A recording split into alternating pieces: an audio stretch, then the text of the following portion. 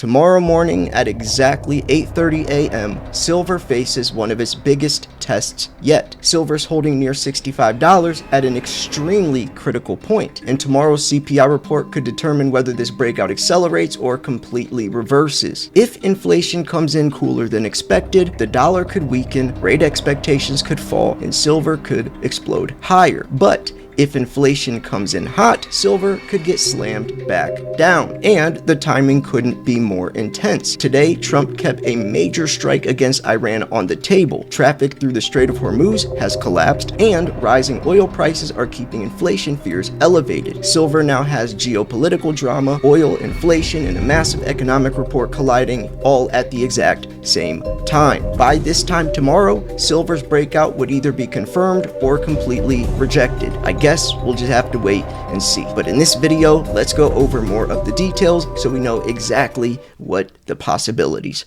are.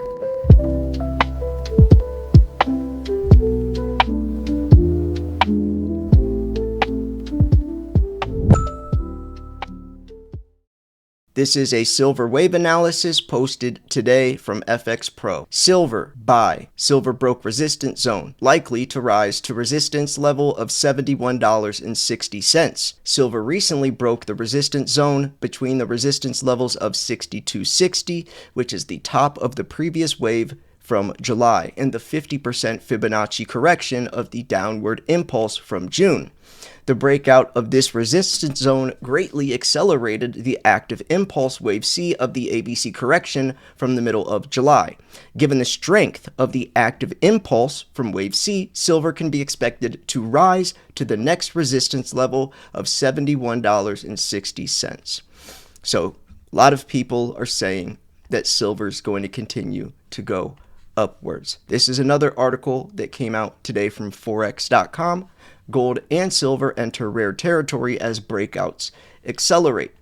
Here's another one. Silver's rally is a study in contradictions. Weak jobs data, a Fed power struggle, and a supply squeeze that won't quit. So we have a lot happening in the world of silver prices, but the most important is tomorrow.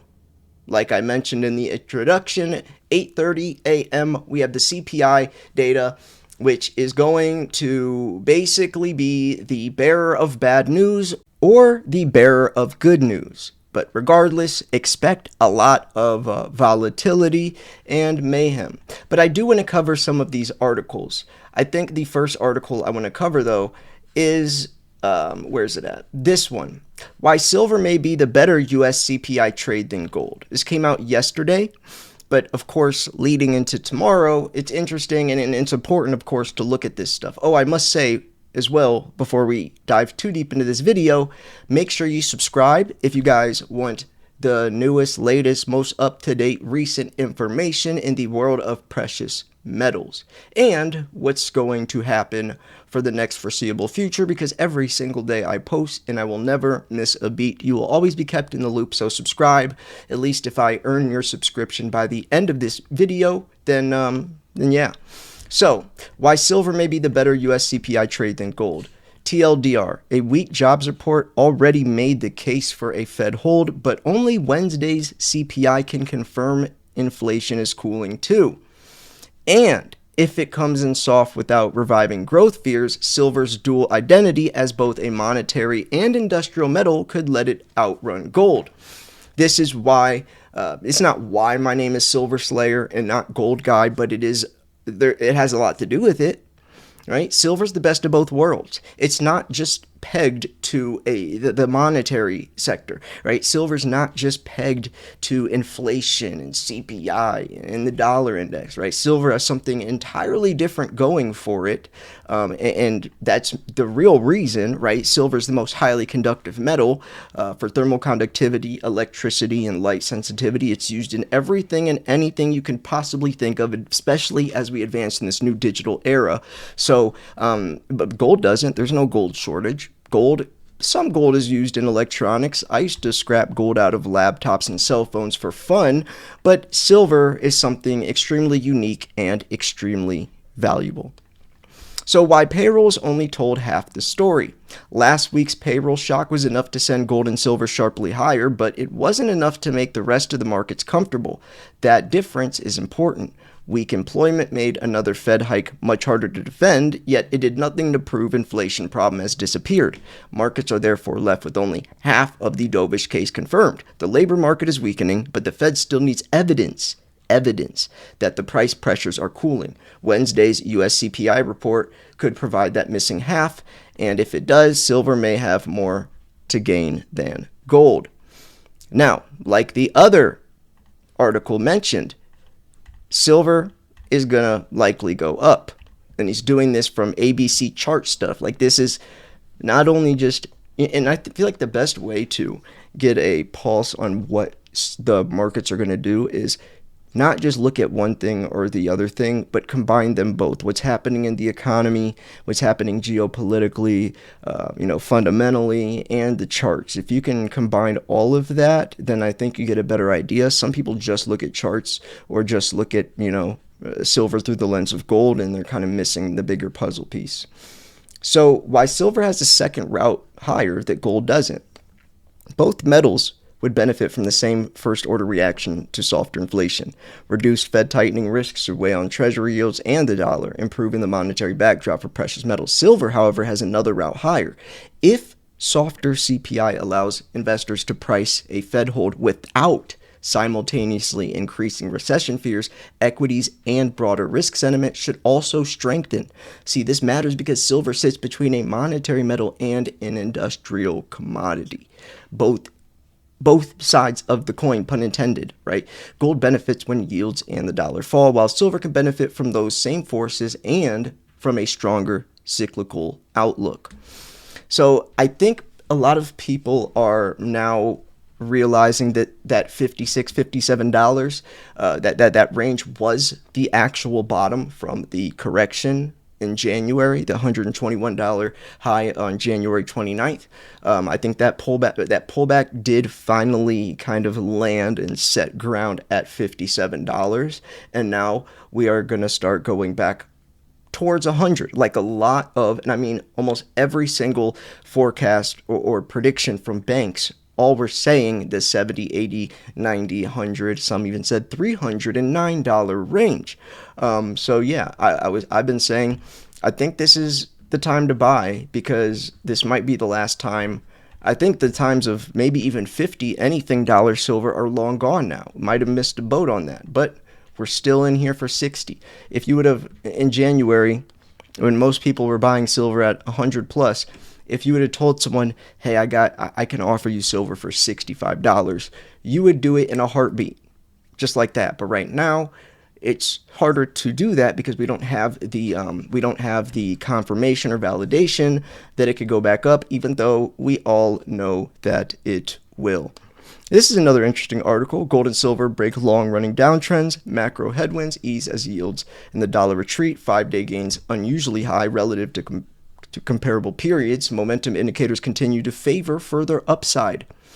And by the way, if you don't want to say that silver's exploded, well, it's up over $10 in the past 7 days. I think that's an explosion.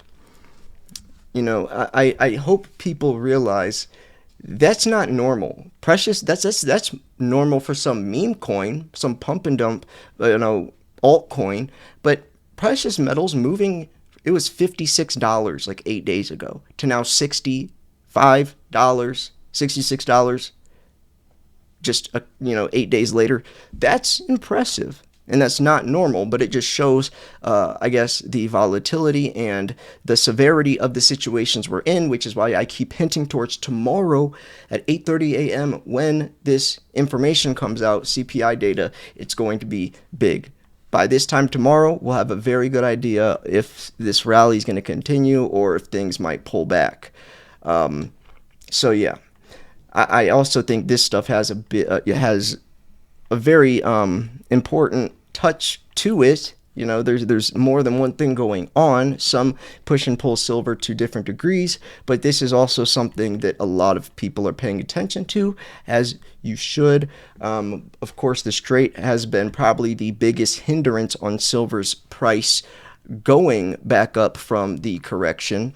If you actually look at a chart, every time the Strait closes or there's something about the Strait, silver immediately, and it's to the T, drops dramatically and gets pushed back. It's like something just keeps punching it in the gut every time there's talks about that. So one good thing about that, at least, it's going to someday things will pass over and calm down. It's looking like right now, though, with the information I just gave you, it's not going to happen anytime soon, as both Trump and Iran are demanding things from each other. And I know Trump's not going to budge, and it doesn't seem like Iran is either. But anyways, that's kind of what's happening right now. We could look at silver real quick. 64.86. So yeah, we have tomorrow is big. Pay attention tomorrow. I will be, of course, making a video updating you guys as soon as the big news comes out. And I really, really hope you guys are taking advantage of these prices.